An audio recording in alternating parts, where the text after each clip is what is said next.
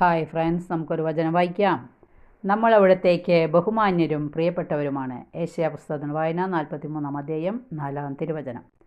ജീവിതയാത്രയിൽ കാലിലിടറുമ്പോൾ, വിശ്വാസം പരീക്ഷിക്കപ്പെടുമ്പോഴും നമ്മുടെ ജീവിതം തിരുഹൃദയത്തോട് ചേർത്ത് വയ്ക്കുമ്പോൾ ആ ദിവ്യഹൃദയത്തിൽ നിന്നും സ്നേഹം നീർച്ചാലായി നമ്മിലേക്ക് ഒഴുകി നമ്മെ അവിടുന്ന് അനുഗ്രഹിക്കും. കാരണം നമ്മൾ അവിടത്തേക്ക് ബഹുമാന്യരും പ്രിയപ്പെട്ടവരുമാണ്.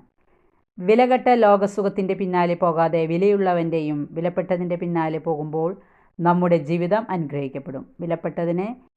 വിലപ്പെട്ടവനെ കിട്ടാൻ വില കൊടുത്ത് ജീവിക്കണം.